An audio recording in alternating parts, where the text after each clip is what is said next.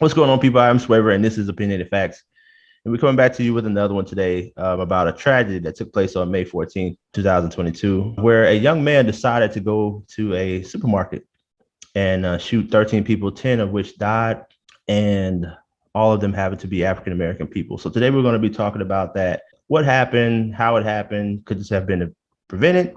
And where do we go from here? So today I have with me on the panel Coco Love. Hey, you guys. CC at Journey to Be Great. Hello, people. And Elliot at E-Rated. Hey, everybody. All right, so let's talk about it, you guys. So when you first heard about this story, how did it make you feel? Sad, angry. I hate to say it, but the usual way that I feel when stuff like this happens. My heart definitely went out to the families of the victim. Angry and unfortunately having the thought of, okay, again, because this is unfortunately becoming, common in today's society. Shock was really the first, and then the sadness came on, the anger, a little bit of confusion, but also you started to get a little numb, and you're like, oh, not again.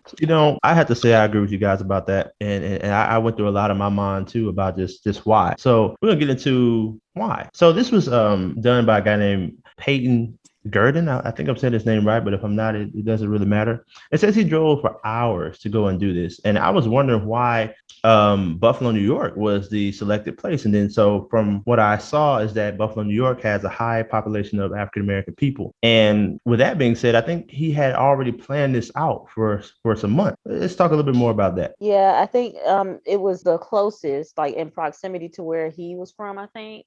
Mm-hmm. I can't remember where he was from, but in proximity to where he's from, it was the closest place that had the highest amount or the largest population of Black people.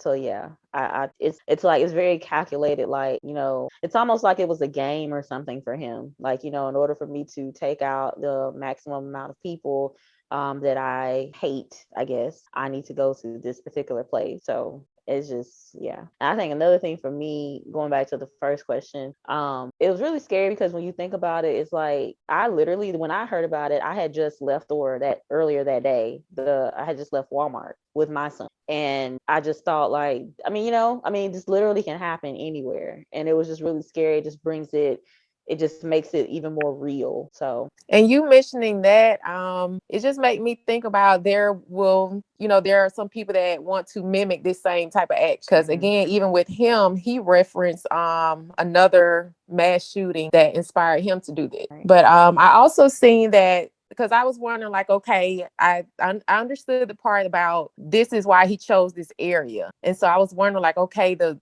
supermarket. But just doing some research, I saw that he also contemplating attacking a church or an elementary before even settling on the supermarket. And just according to some of the readings as well, that this wasn't supposed to be his first stop. Like he actually wanted to go, I guess, travel to another location to shoot more people. But, the cops were able to stop that plan. He was only 18 years old, and he identified himself as a white supremacist. Mm-hmm. And he had a manifesto, and the manifesto was about 180 pages long. And he was just describing all the things, I guess, that he was planning to do in the manifesto. And then which led me to this other thing that they was talking about, what he was talking about and described as the Great Replacement. And I think that was really confusing for me at first until I did some more reading. And the Great Replacement is just basically talking about how the so-called population from, I think it was 2020 to 2022, the population of the white America had went down from 72% to 62%. And I think that's all about trying to preserve white life or the white bloodline. So I guess me going off your point, I guess the confusing part. This is what I guess the confusion kind of came in what I was talking about earlier. But it seems like he has this pent up anger toward the African American community, but at the same time, the African American community, we're, the minority as far as the people in the United States, the other races,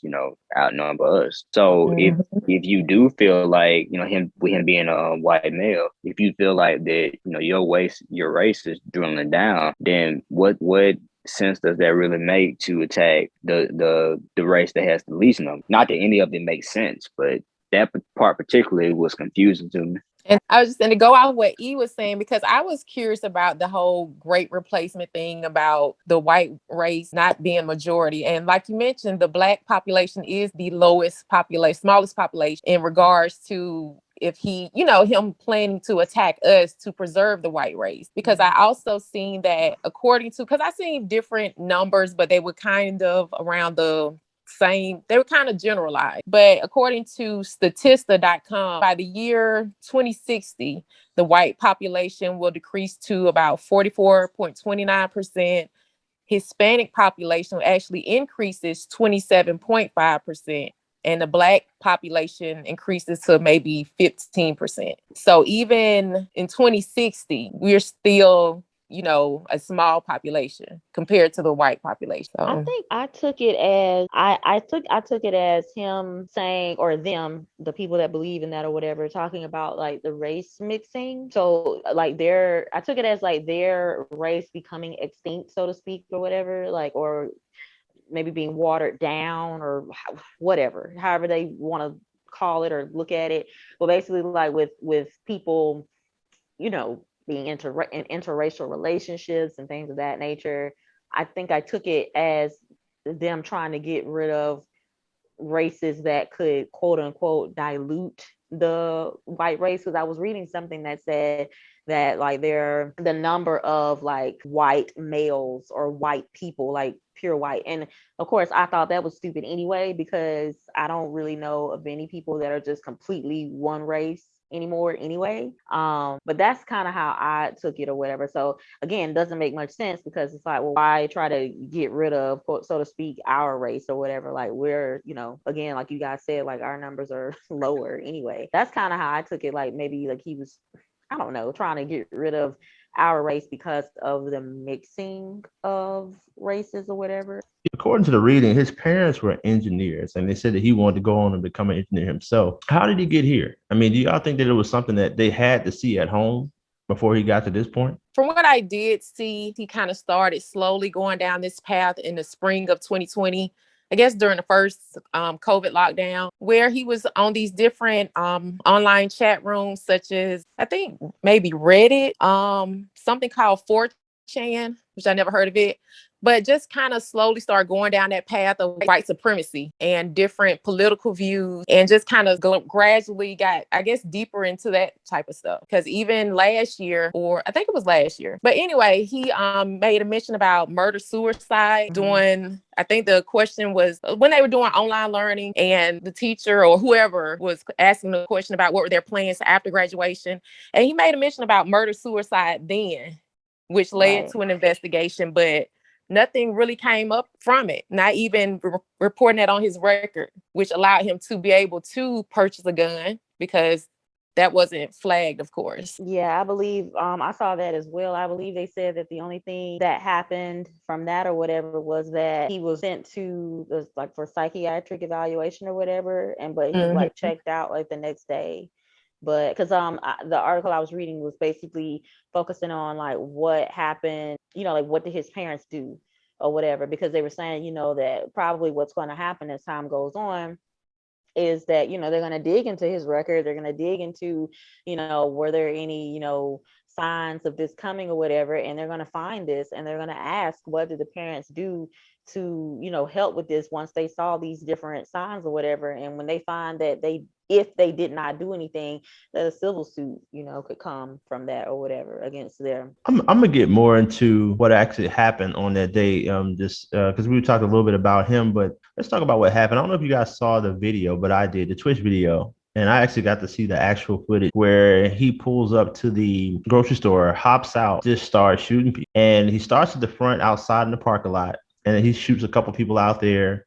Then he goes into the store, and then, I guess the most graphic part of the video for me, all of it was graphic, but the craziest part of the video was when it was a woman that he had shot inside the store. She fell on the floor, and you could see how she was just kind of in pain. And he just stops for a minute, reloads, and shoots the lady in the head. Then he goes from that woman and continues to go down further into the grocery store, shooting, looking for other people to shoot. Then he comes across this white man, and then he says, "Oh, sorry." And he turns and walks away, and then the video cuts off. And I just think that is so crazy to me. Like, just to watch that and see that, and like to see it, and like how he felt, how you can look at another human being and differentiate in your own mind how this person means nothing, but this person does. To think that it's okay, that it's your job to go out and exterminate people. I saw the video, and it was accidental, actually. Like, I thought that maybe it was a part of a news story, like news coverage on the shooting,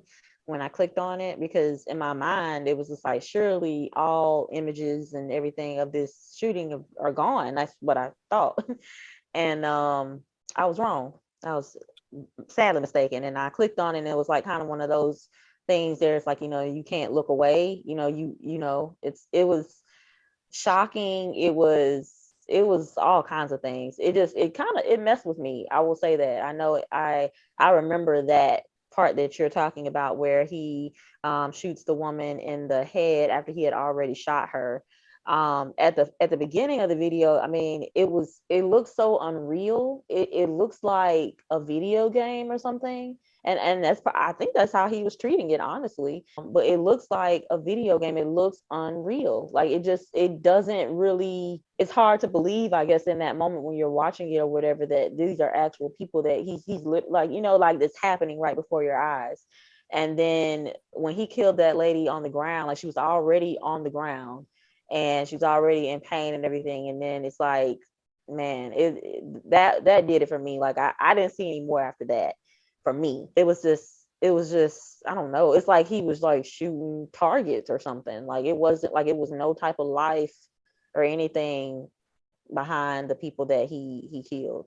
Something else that was interesting about this whole situation, I didn't see the video. Other than him streaming on Twitch, he also sent out an invitation on his private Discord chat room or channel. He sent out a private invitation and 15 people accepted it. And it was titled "Happening, This Is Not a Drill." And so it was questions brought up about these 15 people. I guess, as far as, should they have any type of responsibility if they didn't try to contact the authority? Did they try to contact the authorities? And just, should they be held accountable as well for their role of accepting and watching and not doing it? I wondered about that, actually, because and I don't know if we'll touch on this, but I wondered about, like, how did they get there so quickly? Because if everyone in the store is either dead or like hiding, one employee, I think, attempting to call 911, and I'm sure we'll touch on that in a second. But I thought about that. I was thinking to myself, like, well, maybe somebody that saw it being live streamed called. Hopefully,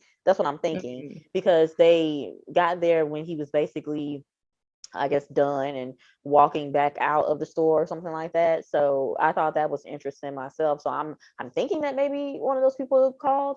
But something also that I read earlier today or whatever with that Discord, it was saying, like, he had that Discord all that time, for however long he was planning this, and he kind of treated it like a diary, in a sense, like nobody else was on it. And then I think they said moments before or something like that, but I think it was on the day of, he sent out that invite or something, and then that's when those people were able to see what he was saying, I think. So I don't know. I mean, that's a good question. You know what I'm saying? Like, if they did, in fact, like, sit there and, watch or whatever and think that it was cool because maybe they agreed with his ideas. I don't know. But, yeah, they should. I think so, too.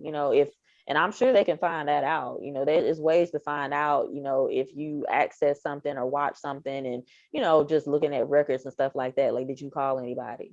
So with the preventative measures, if there could have been any taken, they said they had one security guard inside of the store, which I actually saw in the video where he was shot and killed. I mean, obviously they didn't know that was going to happen, but I guess I should say, now going forward, does this mean that we have to have more security just going to buy groceries from the store? Unfortunately, yes. I think that it just shows that any public place, I mean, and whether that's being at a restaurant or fast food restaurant or just a simple grocery store or whatever, I mean, you need to have some type of security presence, or at least have some security on standby.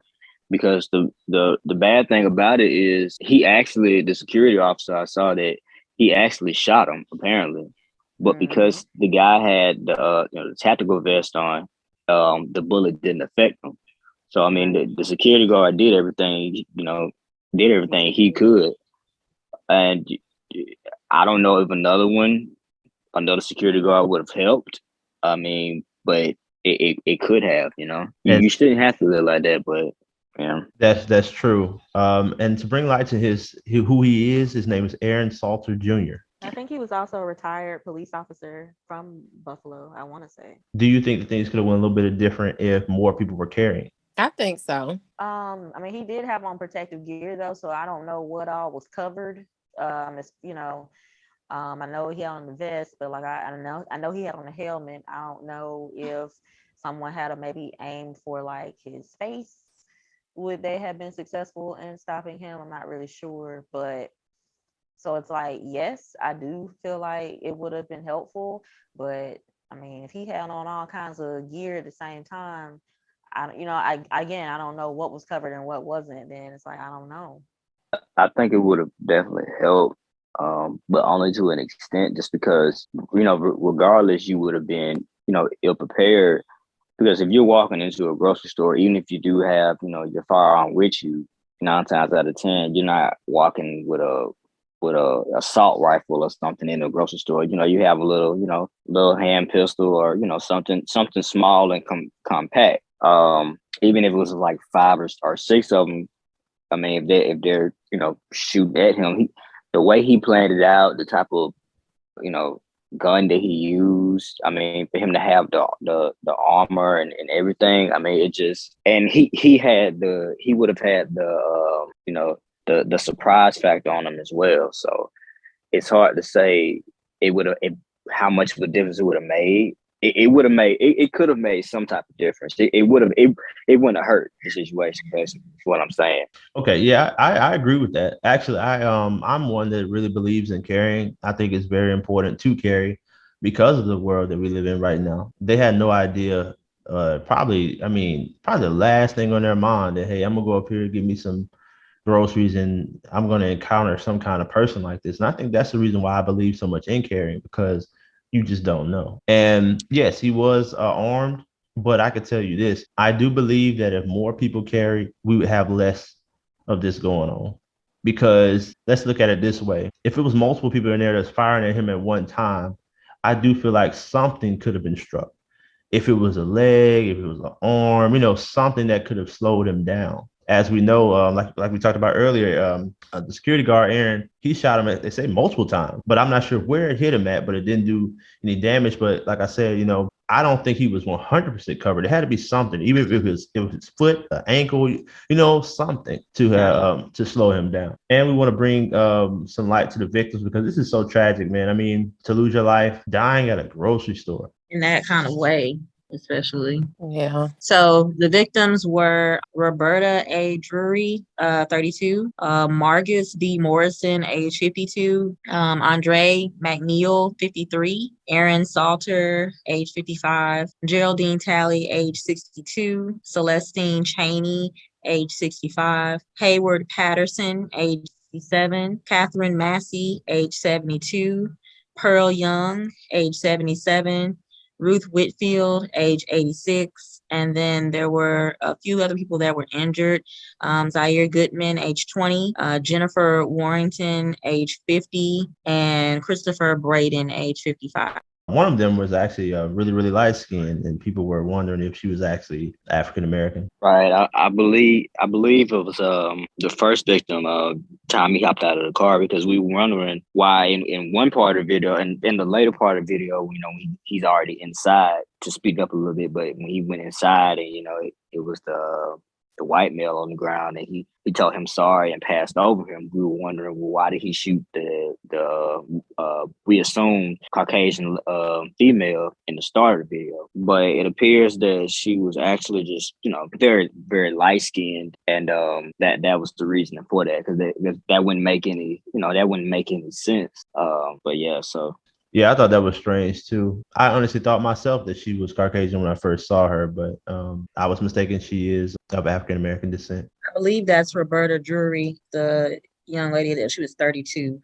currently right now, from my understanding, they're trying to get the highest level of charges placed on this young man. And they said as of right now, they can give him life without the possibility of parole. But I want to ask you guys, do you think, number one, if he was African American, that he may have received the same sentence? Because they said that that's the best that they could do right now. But do you think something would have been different about an African American man if he had went out and killed this many white people and injured this many white people? And also, do you think he would have survived? Do you think he would have been taken in, or do you think he would have been killed on the spot? No, I don't think That's what he I was would about have to made say. it to a trial. It wouldn't have been anything to sentence. I mean, Right. it wouldn't have been a person, an individual to sentence. So yeah, that would have been, that's the biggest difference right there. They wouldn't have had to worry about life without possibility of parole or the death penalty or anything like that, because it would have been over with right then and there. As soon as he came out the store, he wouldn't have made it this far. And that's what, and quite frankly, I mean, I'm not trying to mince my words. That's what should have happened in this particular case. They say that he was, quote unquote, attempting or to take his own life or whatever. And, I very much feel like that's the coward's way out. I have mixed feelings in a sense. I definitely didn't want him to do that. I don't think it's fair for you to be able to decide when you're going to go. But on top of that, you get to decide when other people are going to go as well. People are just minding their business. So I'm glad that he wasn't able to do that. But I do think that either they should have taken him out, because that's what would have happened had it been one of us. And it just reminds me so much of the situation. I think it was in, was it Charleston, South Carolina, with Dylan Roof, and how they took this man in and took him to Burger King after he went into these people's church. And after they took him in, accepted him in, and, was so nice to him, and then he killed all of them as well. So it's just like, when is the punishment? So to me, whatever they really give him is not going to be enough. It's not going to bring these people back at all. But yeah, that's what would have been the difference. He wouldn't have been here to be sentenced anyway. And the bad thing about it is, which in a lot of these cases happens, they hide behind the logic of them not killing them makes sense, but then it's inconsistent, because if it was African American, they would have. One reason to not kill him at that point is because you don't know if he has any accomplices. You don't know if he, if how far along this was planned out, if he had other people helping him, or you don't know if this is just one part of the attack, and another part of the attack could be going on somewhere in a more populated area. So it's so much stuff to go on with that. But again, the problem is with that is you're using logic in that sense, and that makes sense to not kill him. But in the same breath, logic would have went out the window if he was black. They would have just shot him on the spot. I'm agreeing with all you guys about what you just said. And I hope that they find a way to go a step further. I'm not one to advocate about taking life, but apparently this gentleman has no problem with taking other people's lives. So I wouldn't have an issue with them taking his, especially considering the fact that these people were doing absolutely nothing to him. And he just decided to go out and do these things. And we have to be careful, too, because from what I can see, a lot of these articles and different things that I've been reading about this story, it's almost like they're going in the direction of saying that he was mentally challenged. That's why he did it, or he had these different issues going on and this, that, and the third. Like they were talking about him and being in school, and a couple things happened, incidents happening with him in school, saying that basically, why didn't the school give him some help and the accountability of the school and some of the teachers or whoever was overseeing him and stuff like that. And we have to be careful, because I can easily see someone coming out saying, well, he had some mental issues and he shouldn't be tried, this, that, and the third, and he ends up getting off of some light sentence. Yeah, and that's the bad part about it is, and again, that's kind of what happens with some of these cases is, they use logic when they want to, because it just off basis. No, you're not. You do have to have some part of you, even though yes, you're clearly he's racist and everything, and clearly that was the reason why. Mentally, you can't be all the way there to do something like this. So that would be the basis of his his lawyers or the defense's argument. And another thing that we were talking about earlier, as far as why he felt the need to take out the African American population when we have the least amount of people, they would use that, for example, in a defense too, because they would say, clearly he wasn't thinking straight, because why would you target this, this population when they're the least? You would target higher population. So it's kind of funny. It's kind of funny how they kind of twist it and turn it to make, the argument of mental illness. I was just going to say, in regards to the school doing more, during shutdown, when they were on the virtual learning platform, that's when he mentioned his plans after school about murder suicide. And so from what I read, the school did contact the authorities, and that's when he was, sent for the mental evaluation, where at the time he said he was just joking. As far as also mental illness, the store that he committed this at, he visited the store in March to, I guess, kind of, see the layout of the store so he can, further plan his attacks. So he knew very well what he was doing. That's interesting though, because I saw that it said that he had planned to originally do this in March, but he was get back or whatever. So that makes sense now. I also want to bring some light to what a white supremacist is, what he identified himself as. And so the Oxford Dictionary says a white supremacist is a person who believes that the white people constitute a superior race and should therefore dominate society, typically to the exclusion or the detriment of other racial or ethnic groups, in particular, Black or Jewish people. Now that would explain why he chose Black people if he considered himself to be a white supremacist.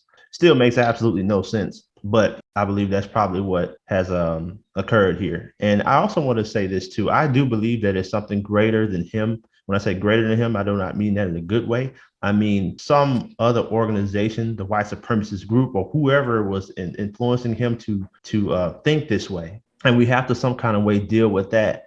And I think it should be on a state and government level. They need to go after whoever was putting these things in this person's mind, which is, I think, is something, because it's the same thing as a terrorist. What he did is the same thing as what a terrorist would do coming from another country. So I think the Department of Justice and the rest of these people that call themselves trying to protect and serve the American people should look into, where did he get this from? Where did he get this ideal from? And going back to what you said about him talking about it was just a joke.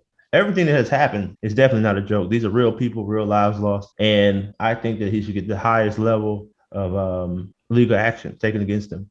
I'm not surprised, I guess, that, they're going to probably try to go with like insanity or, whatever. But I also thought it was interesting as well that I found an article that talked about kind of going back to the whole thing about his parents and like, did they have any clues and stuff? And it mentioned how when he was younger that he chased and kind of like hunted down a cat and killed it. And I can't remember if it said that he like how he killed it, but I just remember like he killed this cat on with his bare hands or whatever, and his mother found out about it and she helped him bury it, but that was it. There was nothing else done about it. And I think it was a psychiatrist that was responding in the article, and he was saying that this was huge. This was a huge moment that something should have been done about it at that time, because he was very young when that happened. And they were saying that, most serial killers, that is how they start out. They start out, harming small animals or small children. So I just thought that was interesting. And that kind of brings me back to what I think Cece was saying, how he was talking about possibly doing this at a school, which is just heartbreaking in itself. I mean, we've seen that before too. Unfortunately, where someone goes into an elementary school or preschool and shoots up the place and like kills these babies. But also innocent people, but it's just like, how much hate that's not, I don't personally feel like that's insanity. You know what I'm saying? Like, it's not, that's just evil. That's all. There's no other word for that. I want to send out our deepest condolences to the families, and I know it's going to take some time, but hopefully they will find closure in seeing this young man being brought to justice. I want to thank the panel for sharing their thoughts with me today. I am Swavor. This is Opinionated Facts, and until next time, you guys, peace.